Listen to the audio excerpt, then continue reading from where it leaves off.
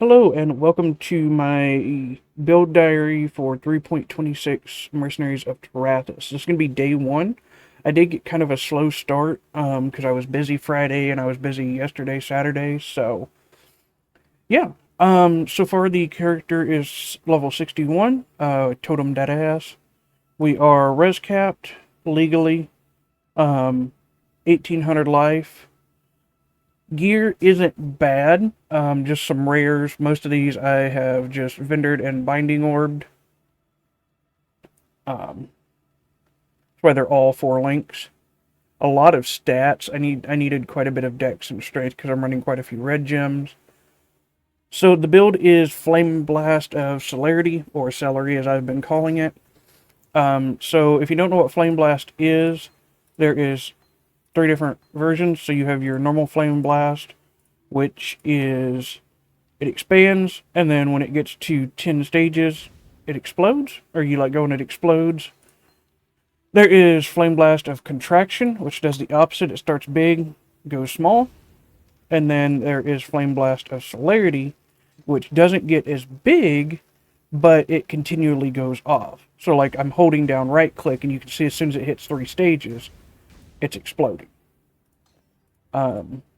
Another big difference with the gems is that the normal Flame Blast, along with Contraction, has Ignite chance. Celerity doesn't. And then the amount of spell damage per each stage. So normal is, 100 and something. This Contraction is 600%, and then Celerity is 200. As far as gem links go, I'm just running Combustion and then Spell Totem, multiple totems. So I've got 5 totems in total. I'm running a shield charge of faster attacks. Ignore this gem. I'm just leveling these 2 gems.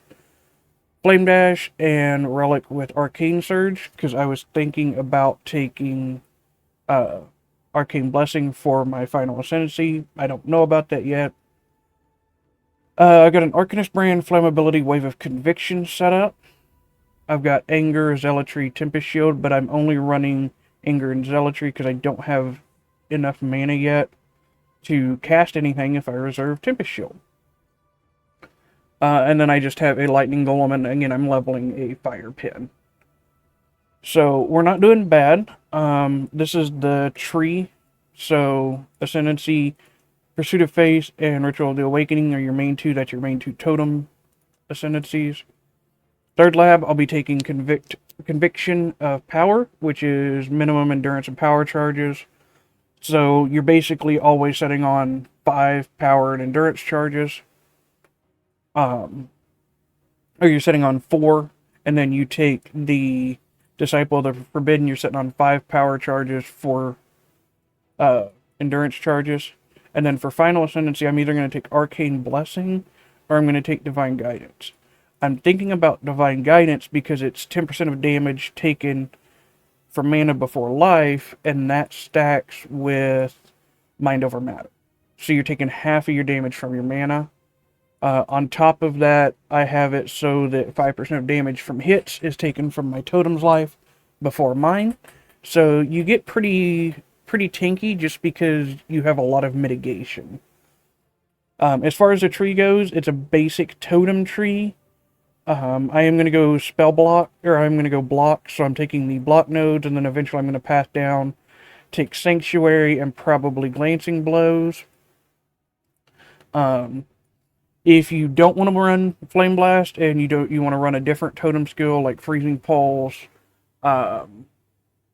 Glacial Cascade, Lightning Conduit, I mean, really any spell, all you're going to do is you're going to take out these 5 points for the fire nodes, these 3 points for fire nodes, put them in lightning or put them in cold.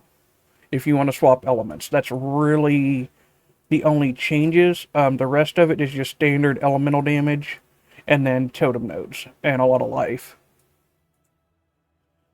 I think that I'm also going to be taking quite a few of these power charge nodes. Once I get my 3rd ascendancy, I'll be taking this whole wheel, this wheel, that'll give me a jewel socket there.